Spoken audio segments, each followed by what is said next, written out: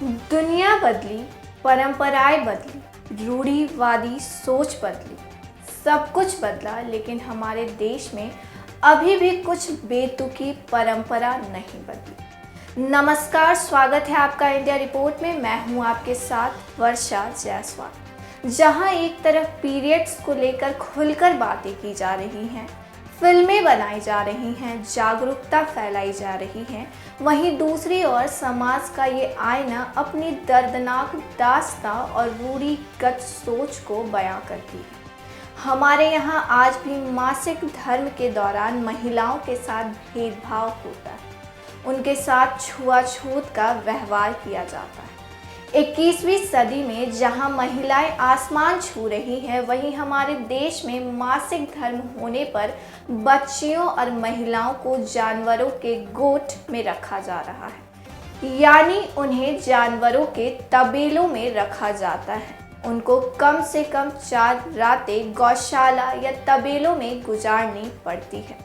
यहाँ तक कि इनके बर्तन, पानी सब अलग कर दिए जाते हैं। अपने ही घर के बाहर खाना पकाना पड़ता है।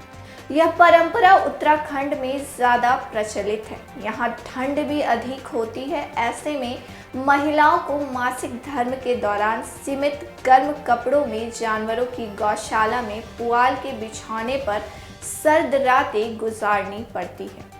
कई घरों में तो महिलाएं दिन के समय घर में प्रवेश कर सकती हैं, लेकिन कुछ घर ऐसे भी हैं जहां 4 दिनों तक प्रवेश नहीं करने दिया जाता है। 5वें दिन गौमूत्र से शुद्धिकरण के बाद ही सामान्य रूप से कामकाज की अनुमति होती है। यहाँ के लोगों का मानना है कि देवी देवताओं के भय से मासिक धर्म के दौरान महिलाओं को घर से अलग रखा जाता है।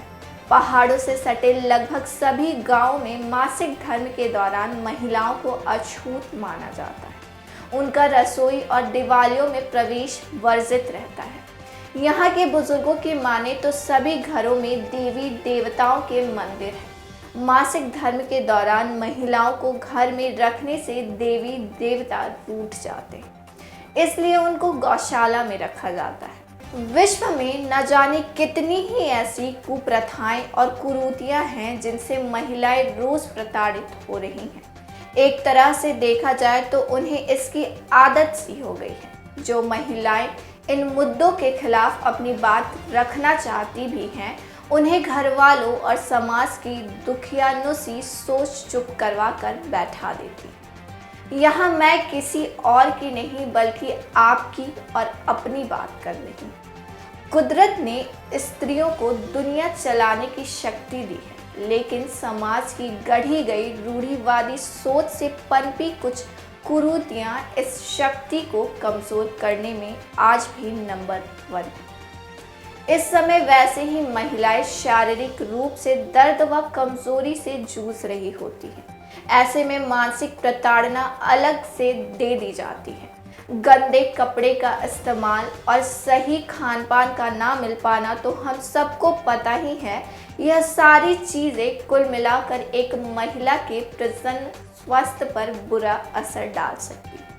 हम देश के हर कोने में जाकर महिलाओं को सैनिटरी पैड्स के बारे में जानकारी देकर उन्हें सशक्त बनाते हैं। ऐसे में हमारा कर्तव्य है कि मासिक धर्म से जुड़े हर विषय को आप तक पहुंचाएं।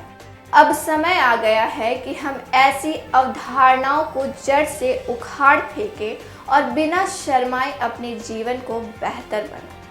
फिलहाल इस जानकारी में मेरे साथ बस इतना ही। ऐसे ही और तमाम जानकारियों के लिए मेरे साथ जुड़े रहें और देखते रहें इंडिया रिपोर्ट।